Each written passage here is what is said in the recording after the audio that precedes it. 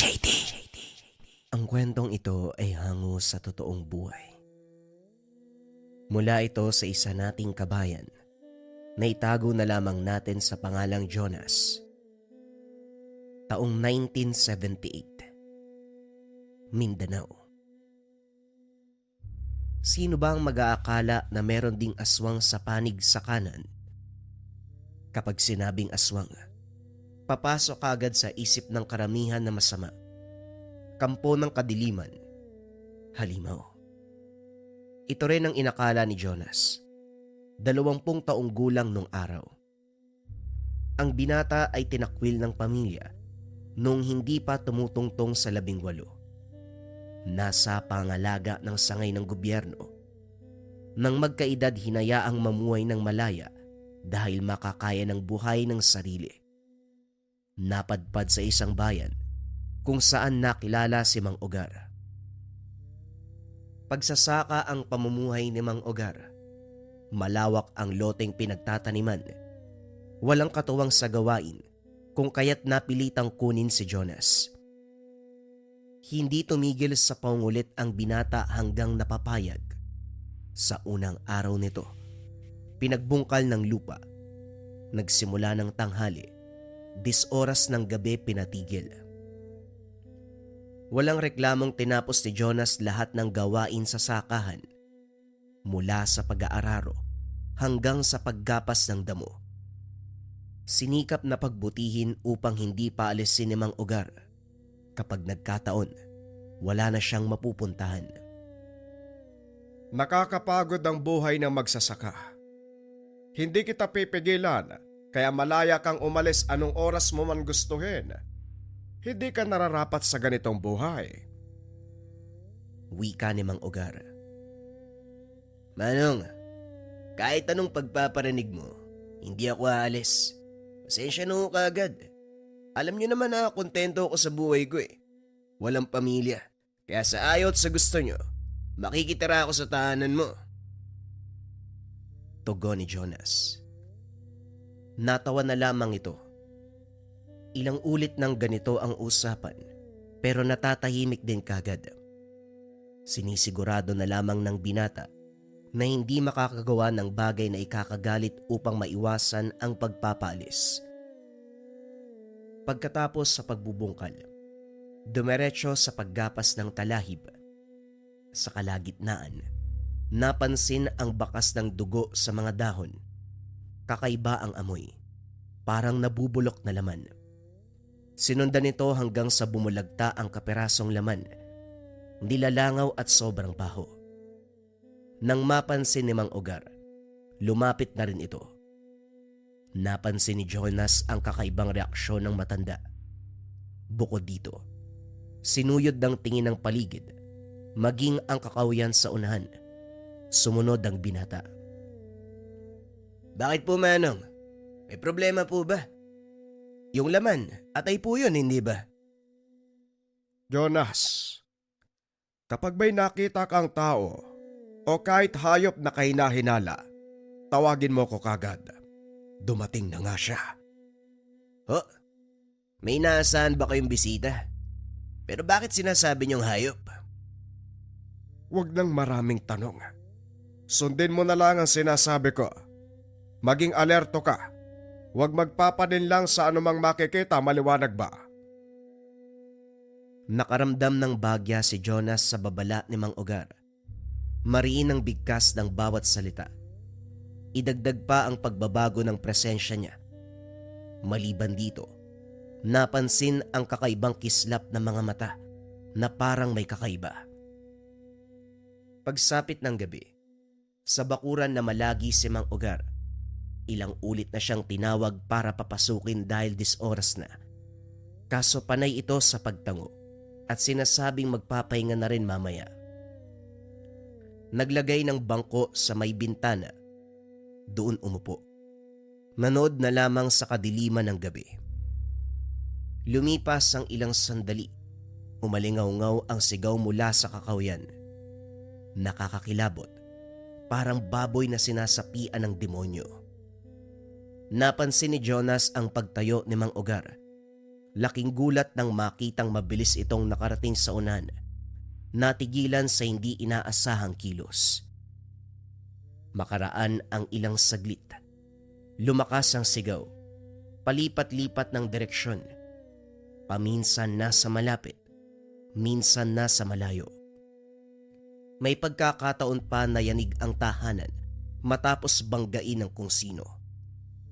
Sa pagsilip, si Mang Ogar lamang ang nakita. May hawak na itak. Tumitingin sa paligid. Tinawag dahil nag-aalala sa kalagayan nito, lalo na't nasa labas pa. Wala ring ideya kung ano ang umaaligid. Hindi naglaon. Nasipat ang figura ng isang baboy. Ang ipinagtataka ni Jonas, nagliliyab ang mga mata. Hindi ito basta baboy dahil malakas ang presensya. Nakakakilabot. Nakakatakot. Isang tingin nakikita pa ito. Sunod na kurap ay mawawala na. Pero ang hindi inaasahan ng binata ang galaw ni Mang Ogar. Bagyang lumaki ang hubog. Naging mas maskulado. Humaba ang buhok. Naging kulay puti. Tumulis ang mga kuko. Gayon din ang pag-angil. Nakakakilabot din ang presensya na dumagdag sa kasalukuyang takot. Mabilis. Maliksi. Sunod na namalayan ang pisikal na laban ng dalawang halimaw. Tulalang sinundan ang bawat galaw. Hindi mawari ni Jonas kung tunay ba ang nakikita o isang ilusyon. Kalaunan, nawala ang mga ito. Lumipas ang ilang oras, bumalik si Mang Ogar. Hindi nakapagsalita si Jonas dahil galit na galit ito. May mansya ng dugo ang katawan pero wala naman itong sugat. Dumiretso sa kwarto. Walang narinig na anumang ingay mula sa loob kaya't nagpa siya ang binata na matulog na lang din. Pagsapit ng umaga, panay nakaw ng sulyap si Jonas. Kasalukuyang nagbubungkal ng lupa. Samantalang nagtatanim ng binhi si Mang Ogar sa kabilang taniman. Nakiramdam siyang mabuti. Pero wala ring makuwang kakaiba maliban na lang kagabi. Paulit-ulit na bumabalik sa isipan ang tagpong iyon. Kahit anong paglilinaw, sinigurado na nangyari ang kaganapan. Hindi naman lingid sa kalaman ang tungkol sa aswang. Pero duda ang binata sa katauhan ni Mang Ogar. Napapatanong sa isipan kung isa rin ba itong halimaw. Dahil naguguluhan, nag-ipon ng lakas ng loob at doon nagtanong. Manong, pasensya na kung manghihimasok ako sa buhay mo. Pero yung tungkol kagabi, totoo ba ang nakita ko? Nagpalit ka ng anyo bilang aswang? Wika ng binata. Naging maingat sa pagsasalita. Nagulat ng ibagsak ni Mang Ogar ang buslo na pinagsidlan ng binhi. Lumingon ito sa kanya dahil matangkad ay napatingala ang binata hanggang sa yumuko si Jonas. Nagmamadali sa pagtalikod pero huminto nang magsalita ang matanda.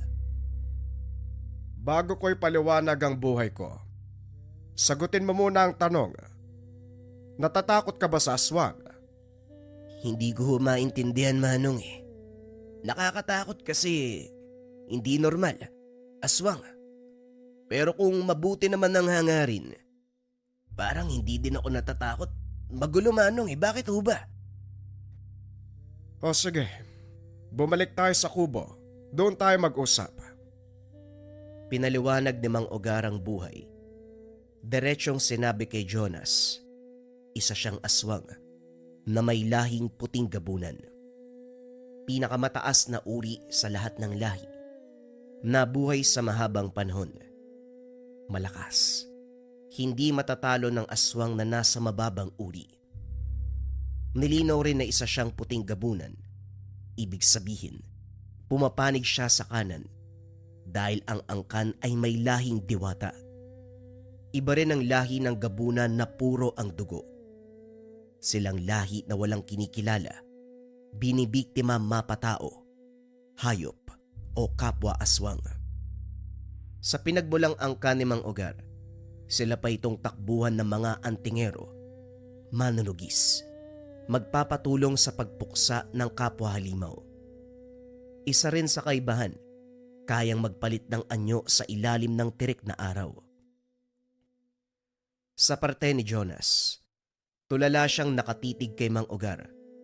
Ito ang unang pagkakataon na may nakausap na aswang.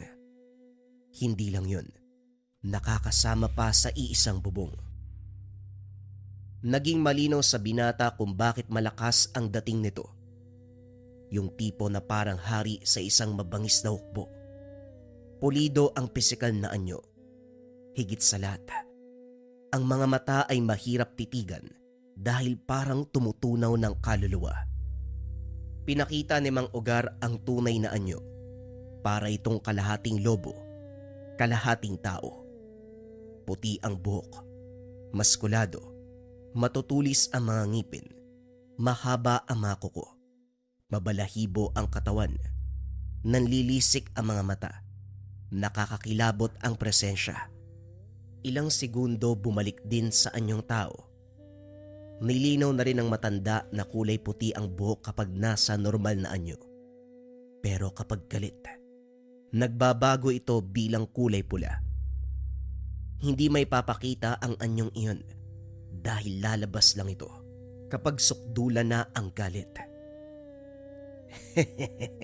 Kung ganun, parang manok kayo. Kapag galit, kulay pula. Hindi siya pinansin ni Mang Ugar. Nasanay ang matanda na umihirit ng biro sa anumang oras. Natigilan si Jonas dahil masama ang titig sa kanya. May sasabihin ako sa'yo.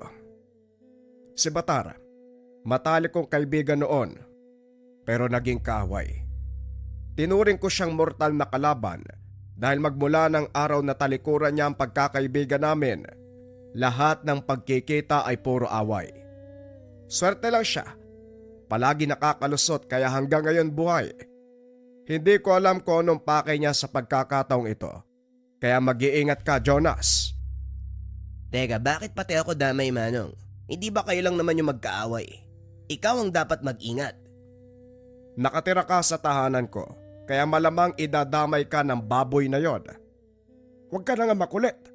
Sundin mo na lang ang lahat ng sinasabi ko. Tumango si Jonas. Siningit ang pagtatanong kung anong uri ng aswang si Batara. Isang harimudon. Aswang na may kakayahang magpalit ng anyo bilang baboy. Kapag nasa ganitong anyo, lumalabas ang totoong pagkatao. Malakas, maliksi, at madaling nakakakilos lalo na sa oras ng pambibiktima. Sa umaga may kakayahan na baguhin ang pisikal na anyo para manghalina at manlinlang. Madalas nagtatago sa wangis ng magandang lalaki o babae. Pagkatapos ng pag-uusap, balik din kagad sa pagsasaka. Dapit hapon na magpaalam si Mang Ugar. Umani ang pananim na gulay, ilalako sa merkado. Hindi na pinasama si Jonas dahil walang maiiwan sa tahanan. Habang patuloy sa pagtatrabaho ang binata, napansin ang isang babae sa kalayuan. Nagpapahinga sa lilim ng puno habang sinusuklay ang mahabang buhok. Kunot noong napatitig dito. May sayad ba yung babaeng yun? Nagsusuklay gamit yung mga kamay tapos parang nagsasalita kahit mag-isa. Sayang, magandang dilag pa naman sana. Wika ni Jonas. Iniwanan niya ito ng tingin, pero laking gulat paglingon, nasa malapit na. Kumusta? Ang sipag mo naman. Gusto mo tulungan kita? Wika ng babae. Gulat na gulat si Jonas. Tinignan ng kabuuan ng babae. Naisipan mo pa talagang mag-alok ng tulong. Parang hindi mo kakaya magbuhat kahit walis tingting. Ang payat mo. Bumawi lang sa mukha kasi maganda pero pwede umalis ka na lang. Nandun ka pa sa puno kanina tapos bigla ka nandito. May sapi ka ba? Tumawa ang babae. Masyadong kikay ang kilos. Huwag mo akong mamaliitin. Nagagawa rin ng babae ang trabaho niyong lalaki. Gusto mo pakitaan kita? Wag na. Alam mo, pwede bang umalis ka na kasi marami pa akong gagawin. Tapos paggabi na ayoko nang sagabal. Sige na, lumakad ka na, pakiusap lang Tinaboy ni Jonas ang babae. Nagpapapansin pa ito sa kanya habang lumalayo. Kagad siyang kinilabutan ng makalis ito. Maliban sa pagiging weirdo, hindi maintindihan ng binata ang presensya. Nangangamoy na parabang nabubulok na laman. Hindi na lamang pinansin. Nagmamadali sa pagligpit ng mga gamit at umuwi. Gabi na nang makabalik si Mang Ugar. Sa labas sila kumain. Kumakain habang nakasalang sa baga ang hinihaw na isda't karne. Sa kalagitnaan ng hapunan, biglang may dumapo sa mesa. Parte ng tao. Nagmamadaling tumayo si Jonas. Pigil na pigil ang pagsusuka. Otomatikong kumilos si Mang Ugar. Sinuri ang paligid at nang makita ang figura ng aswang sa hindi kalayuan, walang pagdadalawang isip na sinugod. Sa kakahuyan nagtungo, kaya hindi na alam ni Jonas ang pangyayari. Ang binata sa kabilang banda, nandidiri sa nakalatag na paa ng bata. Sariwang-sariwa pa. Pumasok na lamang ng tahanan sa takot na malingat si Mang Umar at siya ang balingan ng halimaw. Sa pagkakataong ito, matagal bumalik ang matanda. Nanlalamig ang binata habang nag-aantay. Hindi mapalagay dahil kinikilabutan pa rin. Marami na ang nangyari sa nakalipas na mga araw. Nang makauwi si Mang Umar, galit ito. Kuyom ang mga kamao habang binabasag ang mga gamit. Dito napansin ng binata ang pagpalit ng kulay ng mga mata. Mapupula. Nanlilisik. Lumabas ito. Dinampot ang parte ng tao na nasa mesa. Buong puwersang binalibag. Natumba rin ang mesa matapos suntukin. Pinapakinggan lang ni Jonas ang pagwawala ni Mang Ugar. Kinabukasan, nag-alangan siya sa pagkilos. Napahinto nang magsalita ang matanda. Pagpasensyahan mo na ang kilos ko kagabi. Natakasan kasi ako ni Batar, kaya gano'n ang galit ko. Ilang beses na siyang nakalusot sa akin. Siya pa lang ang bukod tangi na nakagawa noon. Maraming aswang ang dumaan sa akin, pero lahat ng yon hindi nakatakas ng buhay. Etong si Batar lang ang madulas. Hindi na ako makapag-intay na dumating ang araw na mapatay ko siya ng tuluyan. Tumango si Jonas. Hindi nag-abalang magsalita. Dahil bakas pa rin ang galit ng boses ni Mang Ugar. Nakatalikod ito sa kanya, kaya wala ring ideya kung ano ang reaksyon. Gayunpaman dumiretso na sa taniman para simulan ng trabaho. Paggapas ng talahib ang tatapusin, kaunti na lamang malilinis na ang buong paligid. Makaraan ng ilang sandali, napakamot sa ulo ang binata sa inis ng magpakita ang babae. Ito ang nanggulo nung nakaraan. Napakasipag mo naman. Kahit umaga nagtatrabaho ka. Ikaw lang ba mag-isa? Gusto mo samahan kita hanggang sa matapos? Kung hambalusing kita ng pigo. Alam mo nakakainis ka na sa totoo lang. Ang sarap mong tirisin Nagbago ang reaksyon ng babae. Humaba ang nguso na parabang nagtatampo. Ito naman, huwag ka namang ganyan sa akin. Magandang lalaki ka pa naman. Hindi ako sanay sa masakit na salita, no? Wala akong pakialam. Umalis ka na bago pa bumaliktad ang sipmura ako sa baho ng katawan mo. Hindi ko alam kung sa bibig mo nang gagaling o kung saan Umalis ka na. Huwag ka magpapakita. Isusumbong kita kay Manong. Umalis ka na. Bumuelo ng pagampas ng piko para maitaboy. Malungkot ang mukha ng babae habang lumalayo. Walang pakialam si Jonas kung ano man ang karamdaman nito. Para sa binata, mabuti na ang ganun dahil natunugan niyang isang panlilin lang ang ginagawa nito. Pagdating ni Mang Ugar, naikwento ni Jonas ang babae Detalyadong sinalaysay ang napansin dito. Kinilala ng matanda na si Batara. Lalo pa biglaan ang paglapit sa binata at sumabay sa kasalukuyang ganap laban sa aswang. Gulat si Jonas. Hindi inasahan na ang kalabang halimaw ng matanda ang lumapit sa kanya. Kaya sinasabi ko sa iyong mag-iingat ka. Masyadong tuso ang pesteng yon. Gagawin ang lahat para madamay ang malapit sa akin. Huwag kang mag-alala. Hindi magtatagal ang sitwasyong ito. Dahil sa oras na magkita uli kami, siguradong mamamatay siya. Ang lala pala kapag may kasamang aswang. Ang daming nagpapanggap. Ganito na lang.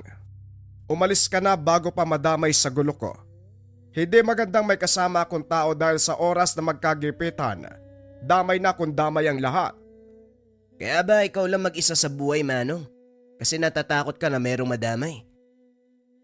Iho, seryosong usapan ng sitwasyong ito. Malaki ang banta sa bawat oras. Ayos lang sana kung tulisan o kawatan ng kalaban. Kaya hindi ako nakikipaglapit sa kung sino man. Maliban sa'yo na sobra-sobra ang kakulitan. Tignan mo, sangkot ka na sa sitwasyon na dapat sa mga aswang lamang nagaganap. Yun naman pala, Manong eh. Eh di gawin mo akong aswang para malabanan ko rin yan. De, biro lang. Kung aalis po ako, saan ako pupunta? Ayoko nang bumalik sa pinanggalingan kong lugar. Hindi ako malaya dun. Wag ko kayo mag-alala, mag-iingat naman ako eh.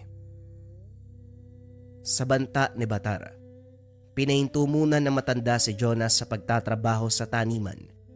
Sa tahanan at bakuran na lamang namamalagi para sa oras na sasalakay ang kalaban, madaling makatago sa loob. Binakuran ng pangontra ni Mang Ugar ang paligid kaya dudang may makapasok na kauri. Sa pagsapit muli ng gabi, umarangkada si Batara. Sa puntong ito lumapit bilang tao, hindi nagpalit ng anyo. Pasimpleng tinawag si Mang Ugar, inaya pang mag-inuman. Ugar, magandang gabi. Uy pare, pagdala ka ng baso rito, tagay tayo. Matagal na nung huli tayo nagsaya. Ikaw naman kasi masyado kang mataas. Hindi maiwasang mainggit kaya nakakagawa ng bagay na alam mo na yun.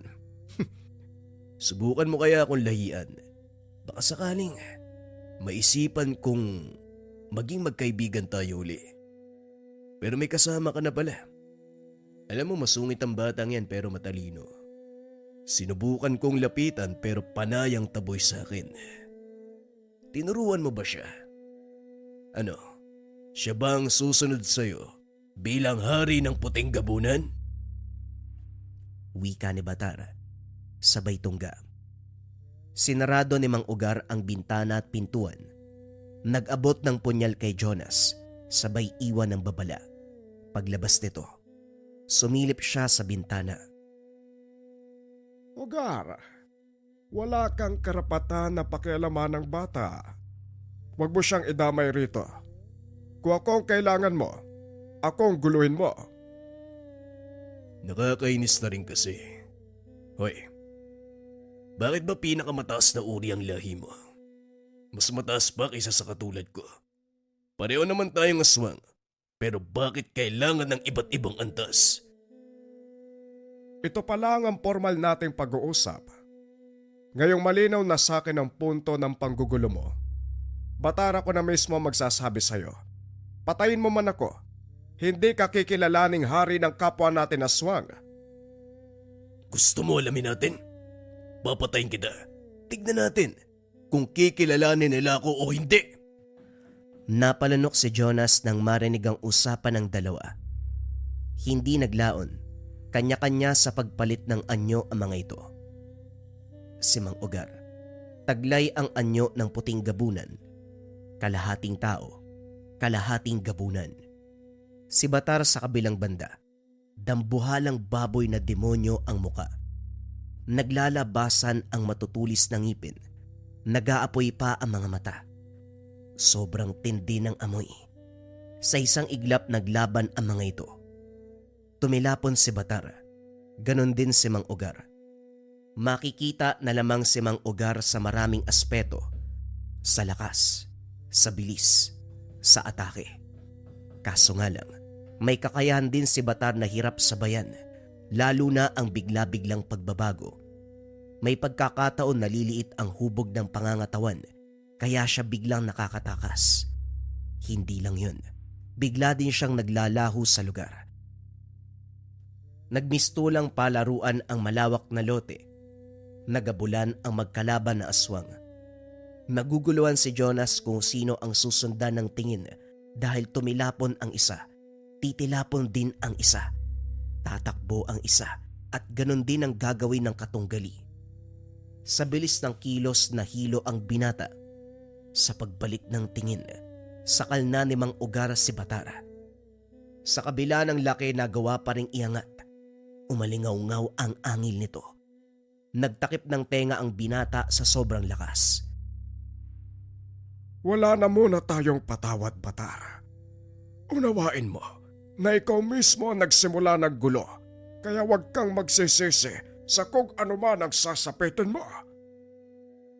Mas humaba ang kuko ni Mang Ugar. Akmang itatarak sa tiyan ng kalaban nang biglang lumiit. Kumaripas ng takbo patungo sa kakawian. Muling naisa ng puting gabunan. Gayunpaman hindi hinayaang makalayo. Agaran niyang hinabol. Si Jonas sa kabilang banda, nang hinayang sa pagkakataon, inantay niya ang pagbabalik ni Mang Ugar. Sumikat na ang araw ng makauwi ito. Ganun pa rin. Galit na galit at nagwawala. Tahimik na sumiksik sa sulok si Jonas. Huminto rin nang mapansin siya. Pasensya na, Jonas. Kamunti ka na si Batar pero nakalusot na naman ang animal. Anong petsa ko ba siya mapapatay? Ubus na ang pasensya ko sa baboy na yun ah. Hindi umimik si Jonas. Nanatiling tahimik at nagmamasid sa kaganapan. Lumipas ang linggo. Walang paramdam si Batar. Balik na rin sa pagtatrabaho sa taniman si Jonas dahil marami ang naiwang gawain. Mula sa kalayuan, tanaw ang isang lalaki na panay ang sulyap sa kanyang kinalalagyan.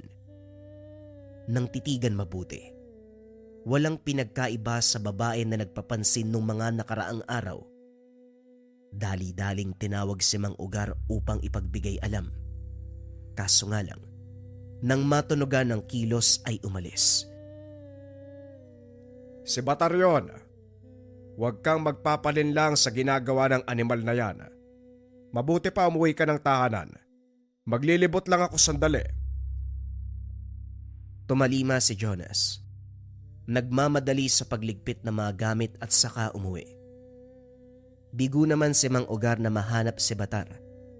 Wala nang mapagsidlan sa galit dahil sa kalokohan ng kalaban. Sinagad ang galit niya. Gayunpaman, minabuting maghintay ng tamang pagkakataon.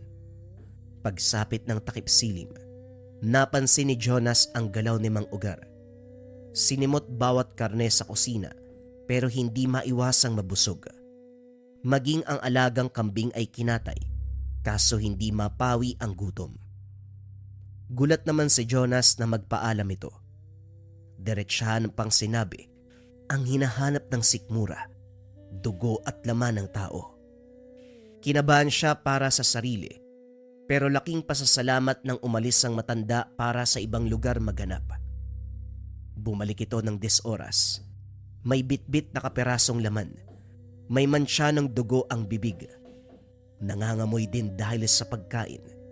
Hindi nakapagsalita si Jonas sa ideyang tumatakbo sa isipan. Natatakot ka ba? Paano kung dumating ang araw na magutom ako at ikaw maisipang kainin? Puting gabunan ng lahi ko. Aswang sa panig sa kanan. Pero sa oras na magutom ng laman, kakain pa rin ng tao. Bagay na hindi mababago sa dugo bilang aswang. Siguro naman, bukas mag-iimpake ka na. Umalis ka na lang, iho. Wika ni Mang Ugar. Nakayuko ito. Binitbit ang laman. Nanginginig na pumasok ng silid si Jonas. Wala sa sariling nag-impake ng gamit at dahan-dahang lumabas. Kaso hindi pa nakalayo. Bumungad si Batar sa anyo nito bilang harimudon. Walang pagdadalawang isip na sumunggab. Dali-daling tumakbo pabalik si Jonas habang tinatawag ang pangalan ni Mang Ugar. Sa isang iglap, lumitaw ang gabunan at sinalubong ang aswang. Sila ngayon ang nagpalitan ng lakas. Matapos ang walang tigil na salpukan, huminto ang mga ito at nag-usap. Pagdating sa mga taong malapit sa'yo, pinoprotektahan mo hanggat makakaya. Nagkupkup ka, hindi ka na talaga nagtanda. Gusto mong masundan ang nangyari noon. Magiging hapunan ko ang dugo at laman ng binatang yan. Kaya ka ba tumigil sa pag-atake para magsalita ng walang kwentang bagay? Ilang dekada na tayong ganito. Asot pusa na walang tigil sa digmaan. Tapusin na lang kaya natin sa pagkakataong ito. Napapagod na ako sa paulit-ulit na kaganapan. Tuldukan na natin ngayon. Huwag nang ipabukas pa. Huwag kang humiling Ugar. Baka magdilang anghel. Ikaw ang mapuruan. Sumugod kagad si Batar matapos sumagot. Sa puntong ito nagbago ang anyo ni Mang Ugar. Lalong naging katakot-takot. Naging pula ang buhok. Tutok na tutok si Jonas dahil ito na ang sinasabi ng matanda na ibang wangis. Sa pagpalit ng anyo ni Mang Ugar, mapapansin ang pagkagulat ni Batar. Hindi inaasahan ang parteng yun. Gayunpaman tuloy-tuloy sa pagsugod. Kampante na mababasa pa rin ang gabunan. Subalit tuluyang natigilan ng hindi matinag ang anumang gawin. Buong lakas na ang ginamit. Pero hindi matumba si Mang Ugar matapos ang ilang ulit na pagsuwag. Nabali ang mga sungay, dahilan para magpakawala ng hiyaw. Hindi na rin nakagalaw ng sakalin. Sinasabi ko sa'yo, tapusin na natin ang gulo. Nanlaki mga mata ng harimudon matapos tumagos ang matulis na kuko sa liig. Napugutan ng diinan pa ng gabunan. Tumalsik ang dugo. Nangisayang putol na katawan. Dumaing pa rin taglay ang ingay ng baboy. Unti-unting humina hanggang sa manahimik. Bumalik sa anyong tao si Mang Ugar. Masama ang titig sa katawan ni Batar. Hindi to nakabalik sa pagiging tao. Hindi na nagawa dahil nalagutan ng hininga. Walang imik na niligpit ni Mang Ugar ang katawan. Nang makabalik makaraan ng ilang oras, kusang nagtanong si Jonas. Naguguluhan ako, Manong. Kung kaya mo naman pala tapusin ng ganun si Batar, bakit hindi mo ginawa noon? Kabilugan ng buwan, kung kaya't doble ang lakas ko. Siya naman, nababawasan ang lakas niya. Unawain mo na lamang ang sinabi ko, ang malaga. Sa inabahaba ng panahon, natapos na ang kalbaryo. Sa paglipas ng panahon, sa kabutiang palad hindi na nasundan ng pangyayari. Patuloy na nakasilong sa tahanan ni Mang Ugar si Jonas. Nagtatrabaho sa sakahan tuwing umaga at natutulog sa isang bubong kasama ang puting gabunan. Isa man itong aswang, hindi makakaila. Kinukonsidera niya bilang tao. Kapag sasapit na oras sa magugutom, aalis ng tahanan sa ibang lugar maghahanap ng makakain. Hindi na nagusisa pa ang binata tungkol dito sa takot na magalit ang gabunan. Nagtagal siya sa poder nito. Hanggang sa sumapit ang araw, bigla na lamang nawala si Mang Ugar. Walang paalam, walang habilin. Parang bula na biglang tinangay ng hangin. Naghintay na naghintay, pero walang bumalik. Tumanda na lamang si Jonas. Hindi na muling nakita pa ang matanda. Ang tanging naiwan sa kanya, ang hindi malilimutang karanasan nang minsan niyang makasama ang mataas na lahi ng aswang na kung tawagin ay puting kapunan. Bagong kwento pa rin ang susunod na istorya mga kabayan. Ito ay tungkol sa gayuma. Pero bago yon, kung interesado kayo sa personal na gamit, pabasa, readings at pagbasbas, panoorin ang video. So sa mga kabayan, September 1 na, available na ang pabasa, pamana at basbas. Pakita ko muna sa inyo kung para saan. Pabasa. Pamana. Basbas.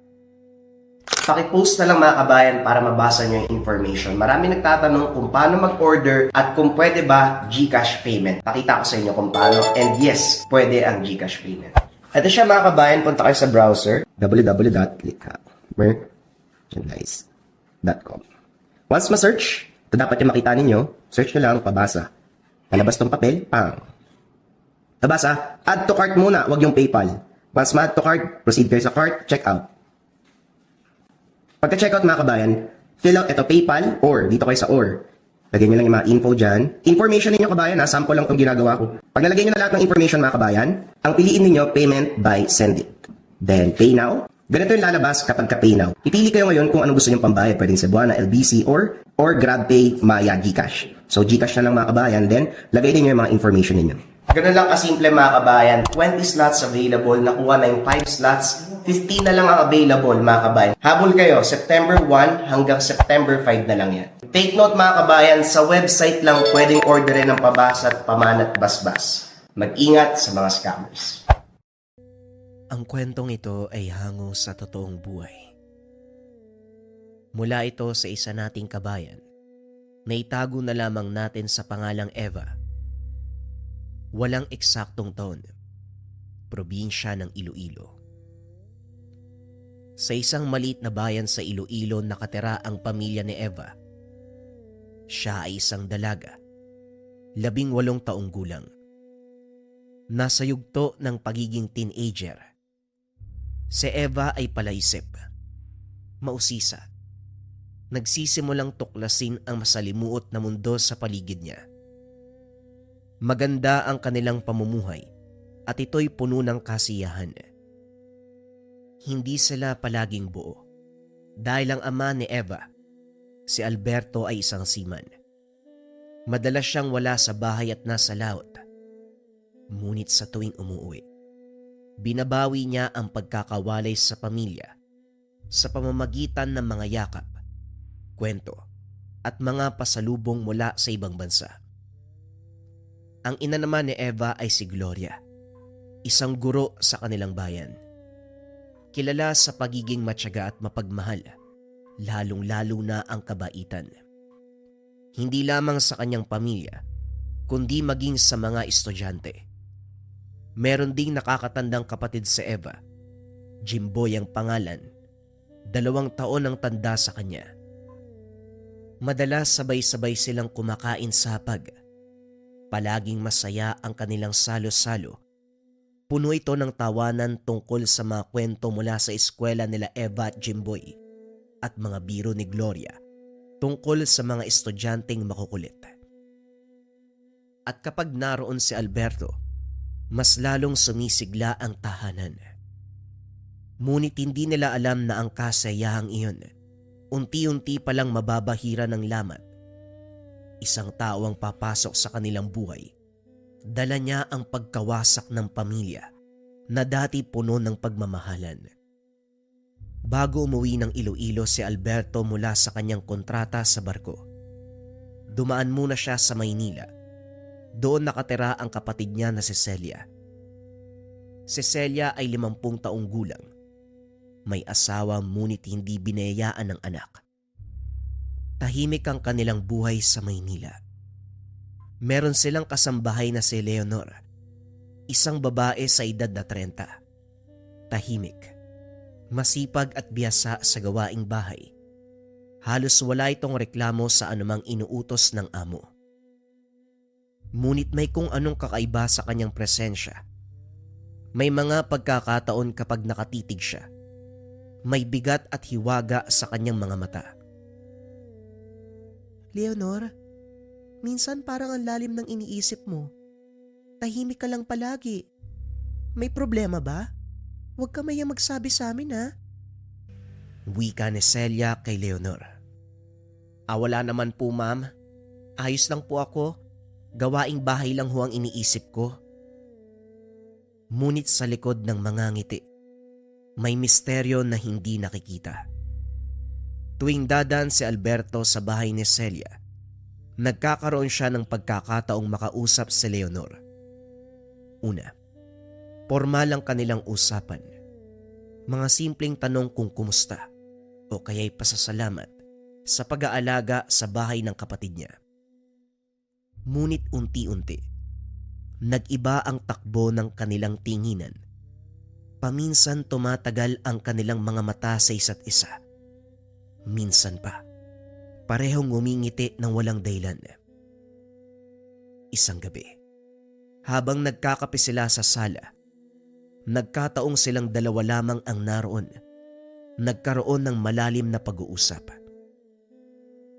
Leonor, matagal ka na rito kina Ate Celia, ano? Opo sir, ang bilis nga po ng panahon eh. Mag-aapat na taon na po ako dito. Sanay naman na po ako. Napapansin ko minsan, parang mabigat yung iniisip mo ah. Ayos ka lang ba? Kumusta naman ang pamilya mo sa probinsya? Ayos lang naman po sir. Siguro po napapagod lang ako sa trabaho. Ganun ba? Magpahinga ka kasi paminsan-minsan.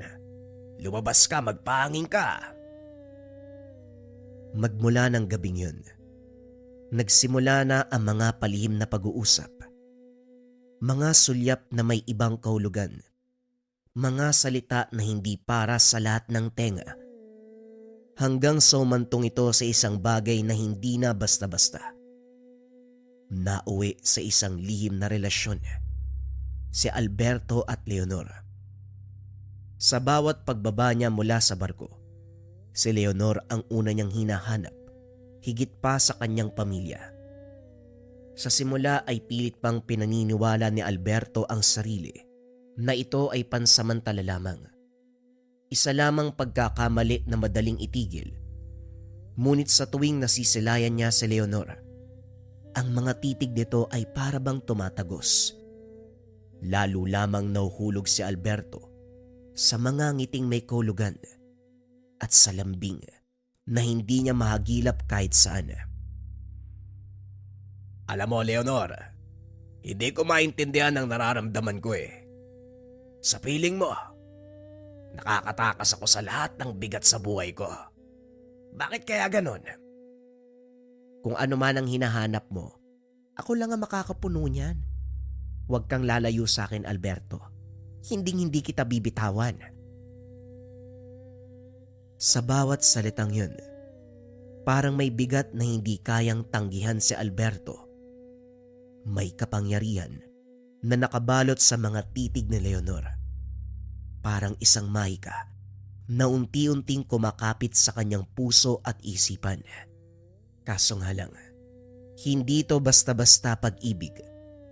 Sa mga gabing abala si Celia sa kanyang sariling gawain, may mga pagkakataong nauhuli niya sa Leonor. May ginagawa sa dilim. Naroon ang pagbulong ng mga salita na hindi niya maintindihan. Mga halamang tinatadtad, iniipit sa basang tela. Mga pulbos na inahalo sa pagkain at iniinom ni Alberto. Sa unay inisip ni Celia na ito ay bahagi lamang ng pamahiin mula sa probinsya. Ngunit habang tumatagal, unti-unti niyang nararamdaman ang kakaibang lamig sa presensya ni Leonor.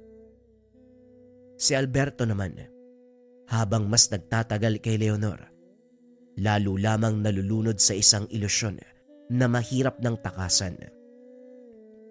Sa bawat pagkikita nila, pakiramdam niya, may lambat na dahan-dahang bumabalot sa kanya. Maigpit ngunit nakakaakit. Ang bawat haplos, bawat sulyap, bawat bulong ni Leonor, parang tali na unti-unting hinihigpitan sa kanyang puso hanggang sa wala na siyang kalayaan kung hindi sumunod. Sa paglipas ng mga buwan, Hindi na sariling pamilya ang una niyang naiisip. Hindi na rin siya nasasabik sa mga halakhak at kwento ng mga anak. Maging ang mga yakap ng asawang si Gloria, hindi na rin niya hinahanap. Ang lahat ng pag-uwi niya ay para na lamang kay Leonor, ang babaeng unti-unting humihigop ng kanyang katapatan, unti-unti ring nagbabago sa kanyang katinuan. May mga gabi din na nagigising siya sa gitna ng dilim, tagaktakang pawis, habang naririnig pa rin sa kanyang pandinig ang boses ni Leonor na bumubulong ng mga salita na hindi niya mawari. Para bang nananatili sa kanyang isipan ang mga salita kahit wala si Leonor sa tabi niya. At sa tuwing sinusubukan niyang lumayo, mas lalo lamang siyang dinadala ng isipan pabalik dito. Parang isang bisyo na hindi kayang talikuran. Minsan napapansin niyang mabilis ang pagbabago ng ugali. Palaging galit, kahit sa maliit na bagay lamang. Madalas ay wala sa wisyo. Ayaw nang makasama ang pamilya. Ang gusto lamang ay presensya ni Leonor. Sa kaloob-looban niya alam niyang may mali. Nilalabag niya ang sumpang binitawan sa asawa. Ngunit sa bawat sandaling kasama niya sa Leonor, parang wala nang halaga ang lahat ng yun. Siya ay nagiging alipin ng isang puwersa na hindi kayang labanan. Isang kapangyarihan na hindi niya lubos maintindihan kung saan nagmumula. At habang lumalalim ang pagkahulog, kasabay din ito ang unti-unting pagkasira ng sariling pagkatao. Sa Iloilo, nananatiling walang alam si Gloria dahil abala sa pagtuturo at pagkalinga sa mga estudyante. Hindi niya alam na sa bawat araw na lumilipas, gumuguho na ang pundasyon ng pamilya. Sapagkat ang ugnayang ito ay hindi lamang pagtataksil, kung hindi isang sumpa, isang pakikipag-ugnay sa isang nilalang na mas malalim at mas madilim na lihim kaysa sa inaakala ni Alberto. Habang patindi ng patindi ang ugnayan nila Alberto at Leonor sa Maynila, si Gloria unti-unting nangihina sa Iloilo. Isang gabi habang nakaiga sila sa kanilang maliit na silid, bigla na lamang siyang inubo ng malakas. Malalim, sunod-sunod, at parang galing sa ikabuturan ng dibdib. Agad na nagulat si Eva at Jimboy na natutulog sa kabilang kwarto. Dali-dali silang lumapit sa kanilang ina. Nay, ang lakas ng ubo mo ha. Hindi na po yan normal. Parang hirap na po kayo. Magpatingin po tayo sa doktor bukas. Sasamahan ka namin ni Jimboy. Wika ni Eva, ang anak na babae. Ano ka ba anak? Huwag kang mag-alala. Pagod lang siguro ako sa trabaho sa paaralan. Baka nalamigan lang. Tugon ni Gloria. Pero ma, parang iba na po yan eh. Kanina pa kayo inuubo, ang putla nyo na nga eh. Lumipas sa mga araw lalong lumala ang kalagayan ni Gloria. Hindi siya makatulog ng maayos dahil sa hirap ng paghinga. Minsan ay parang sinasakal siya ng sarili niyang dibdib. Madalas din siyang manghina kahit sa konting gawain o hindi kaya sa simpleng kilos lamang.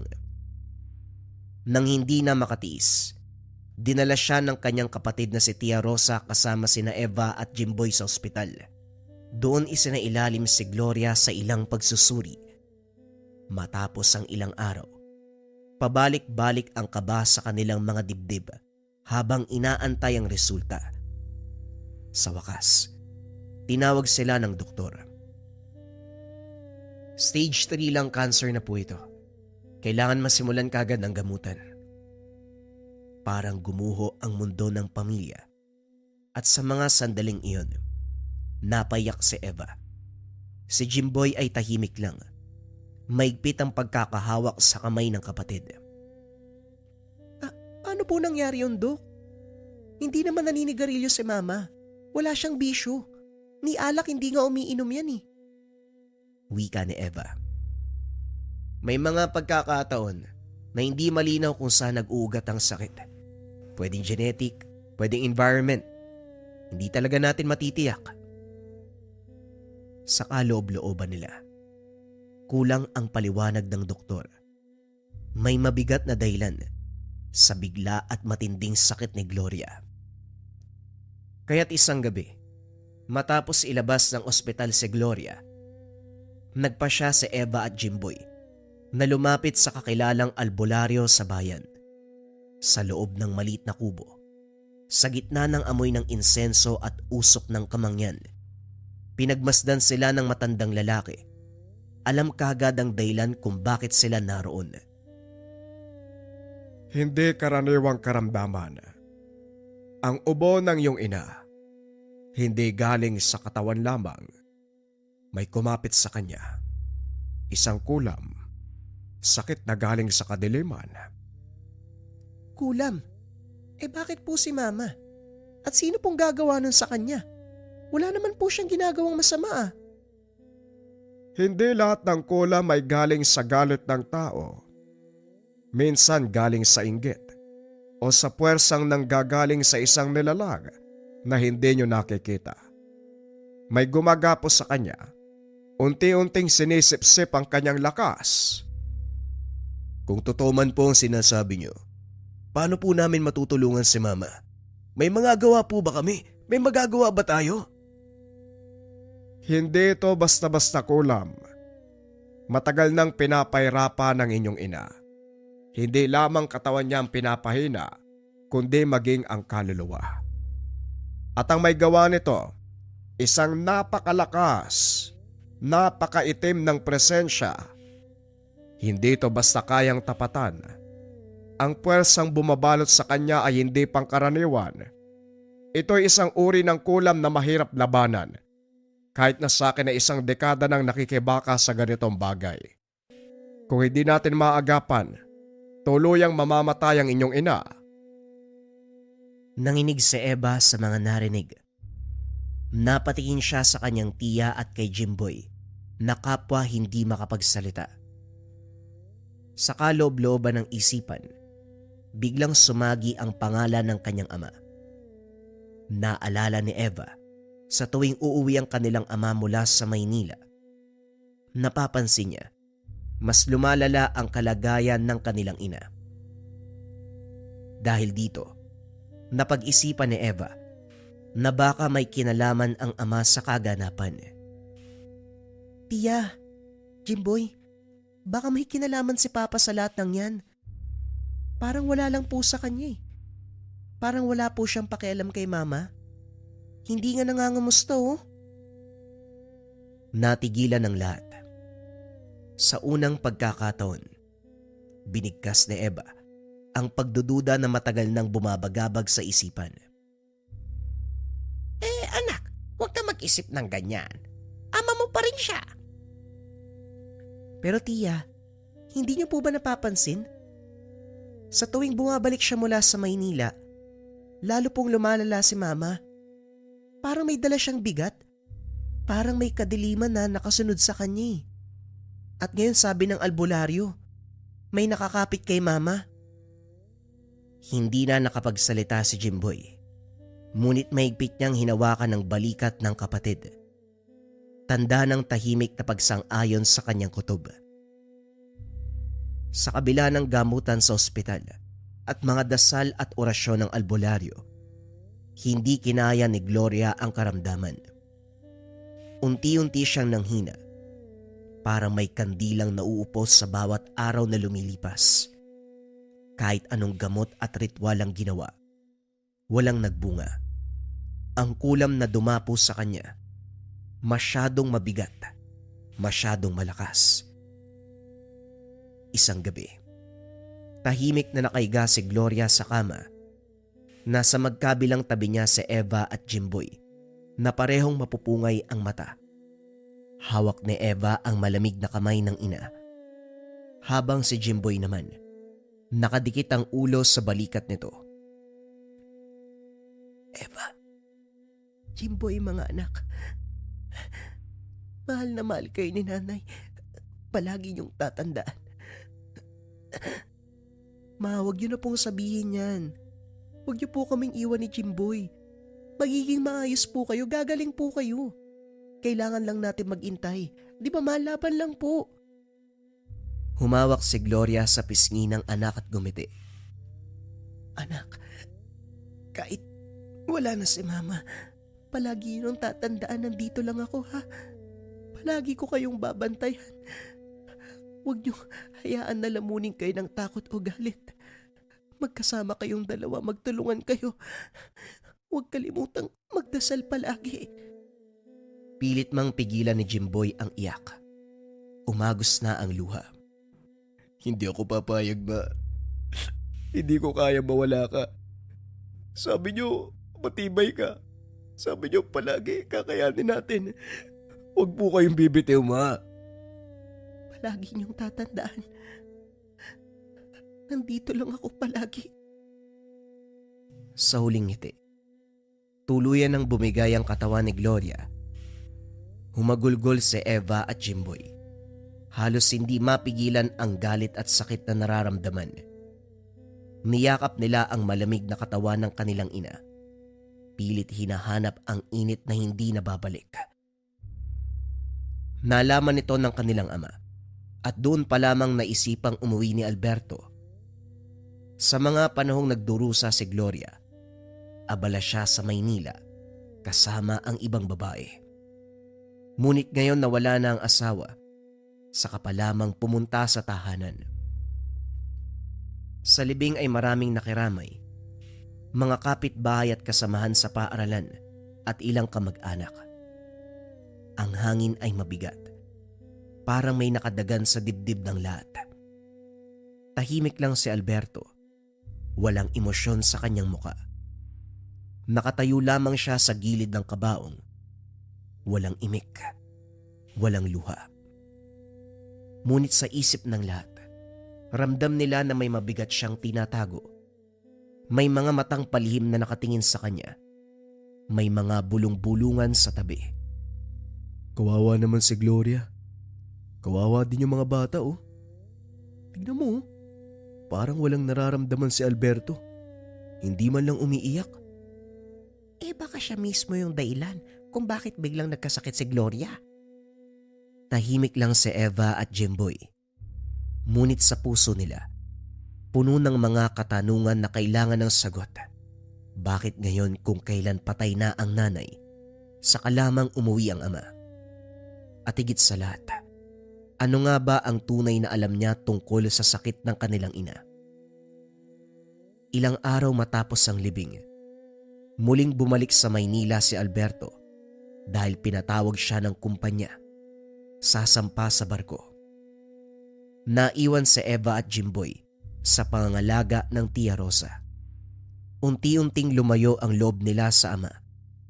Hindi lamang dahil sa hindi nasamahan si Gloria sa mga huling araw, kundi dahil ramdam nila, hindi na ito ang parehong ama na nakilala noon. Malamig, mailap, at malaki ang tinatagong lihim. Lumipas ang 3 buwan. Muling bumaba ng barko si Alberto. Ngunit gaya ng nakasanayan, hindi siya kaagad bumalik ng Iloilo. Sa halip sa Maynila pa rin siya tumuloy. At gaya ng dati, si Leonor ang hinanap. Makalipas ang ilang araw nagpasya si Alberto na umuwi ng Iloilo. Ngunit sa pagkakataong ito hindi na siya mag-isa. Pagbukas ng pinto ng kanilang bahay, sinalubong siya ni Eva at Jimboy. Nanlaki ang mga mata nang makita ang babaeng kasama, si Leonora. Maganda, elegante, ngunit may negatibong aura na hindi mapaliwanag ng mga bata. Nagkatinginan ang magkapatid. Katahimikang nakakabingi ang bumalot sa kanila. At sa bawat paglapit nila Alberto at Leonor, ramdam ng mga bata, unti-unting bumibigat ang hangin sa tahanan. Pa, sino po yung kasama nyo? Si Leonora. Siya na ang kinakasama ko at tatanggapin nyo yan. Siya ang bago nyong ina. Kaya't matuto kayong igalang at sundin siya. Parang binuhusan ng malamig na tubig si Eva. Napatras. Hindi makapaniwala sa narinig. Hindi siya si Mama. Huwag mong ipalit sa kanya. Hindi siya pwedeng maging ina namin. Ngumiti si Leonor. Ngunit hindi ngiti ng isang taong nagmamalasakit. Isa itong malamig at matalim na ngiti na para bang may nakatagong sekreto sa likod. Mahal kayo ng tatay nyo at mula ngayon ako na ang mag-aalaga sa inyo. Ako ang tutupad sa lahat ng hindi kayang ibigay ng nanay nyo. Pinipigilan ni Eva ang luha sa mga mata. Ang kanyang puso ay parang binibiyak. Pa, ilang buwan pa lang magmula nang mamatay si Mama. May ibang tao ka nang pinalit sa kanya. Manhid ka ba, Tay? Ano ba nangyayari sa'yo? Sandaling natahimik si Alberto. Ngunit sa halip na maantig sa mga sinabi ng anak, lalong tumigas ang kanyang anyo. Halos hindi na mabasa ang muka. Ngunit sa mga mata nito, may kung anong hindi mapaliwanag. Sa isang iglap, tuluyang nagbago ang lahat. Ang bahay na minsang naging pugad ng pagmamahalan ay nagdilim. Mula sa araw na yun, hindi na nila naramdaman ang katahimikan na minsang hatid ng kanilang tahanan. Mula nang pumasok si Leonor sa kanilang bahay, nag-iba ang lahat.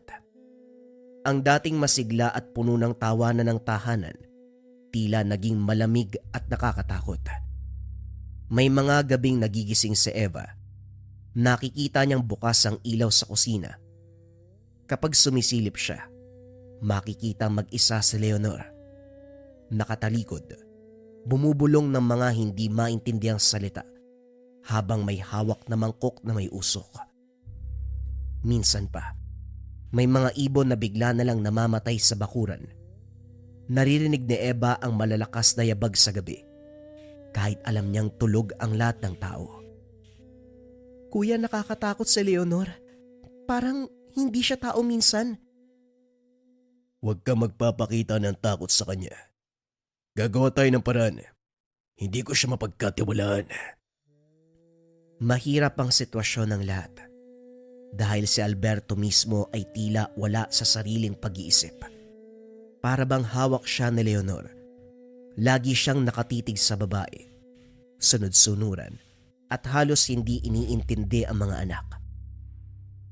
Isang gabi, napansin ni Eva na panay ang paglalagay ni Leonor ng pulbos sa inumin ng kanyang ama. Nang minsang tikman niya ito ng palihim, napangiwi siya sa kakaibang lasa. Lasang gamot pero hindi normal. Kinabukasan, nilapitan niya si Tia Rosa. Tia, parang may kakaiba kay Leonor. Palagi siyang may ginagawa sa gabi. Si Papa, ibang-iba na siya eh. Simula nang makita ko yung babaeng yon, iba na ang nararamdaman ko. Eba, kailangan mong maging matatag.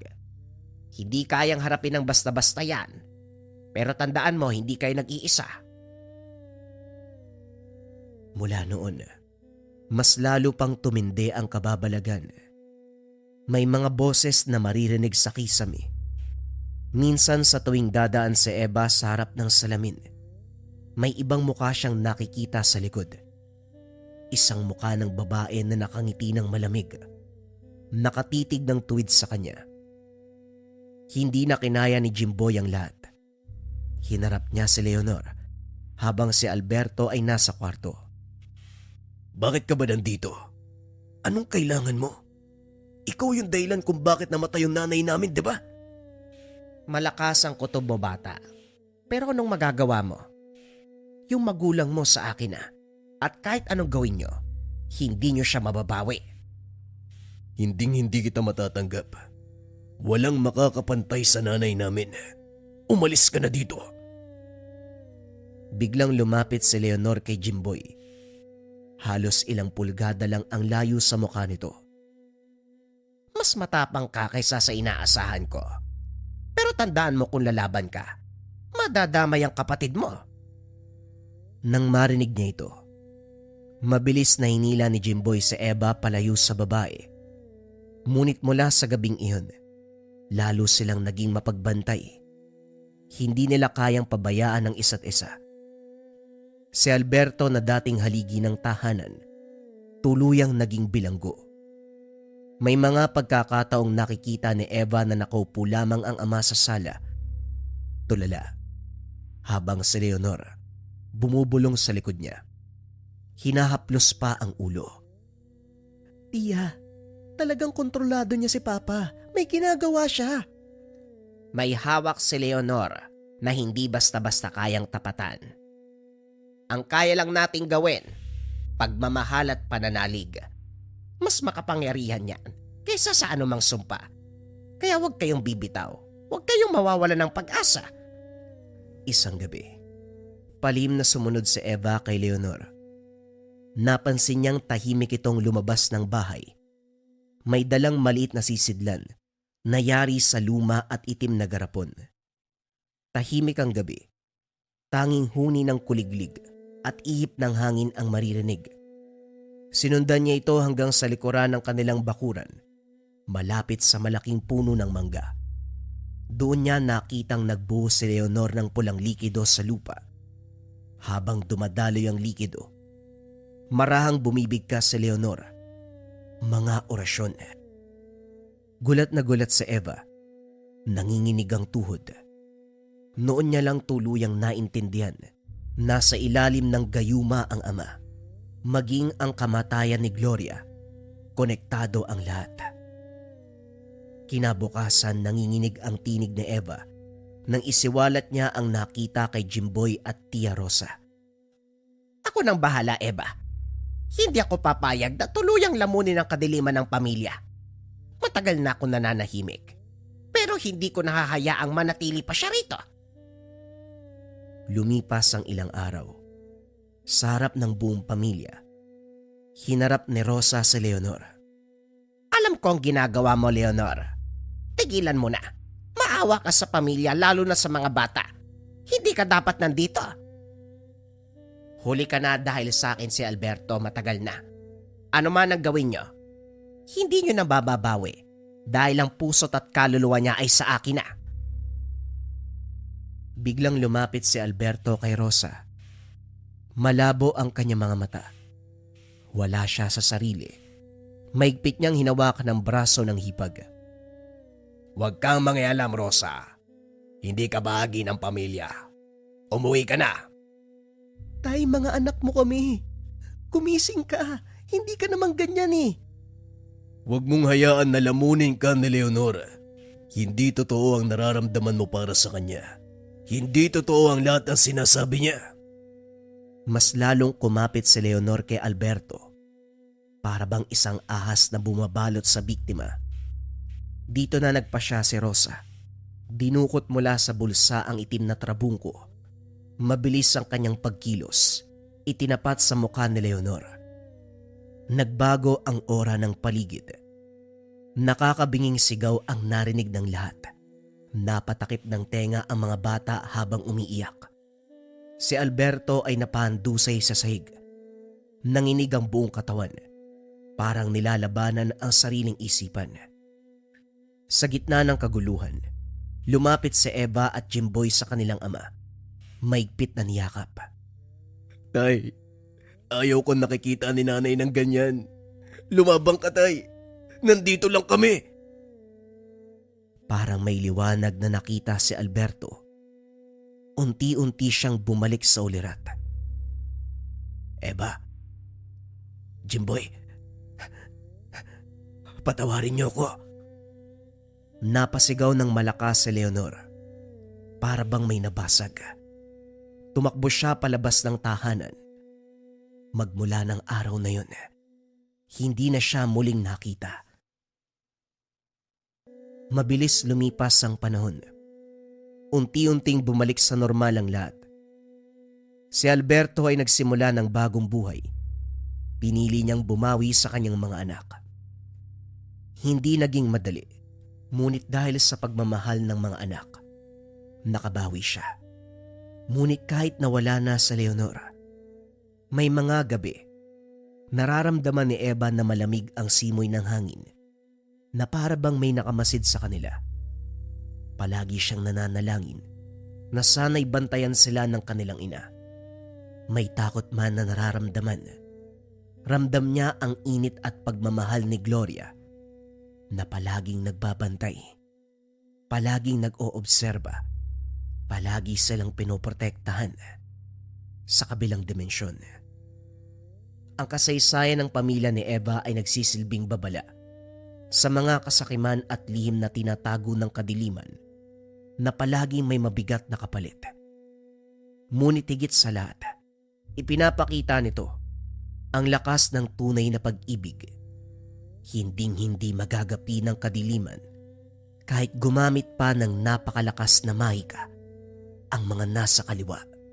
Ito ay patuloy na lalamunin ng liwanag.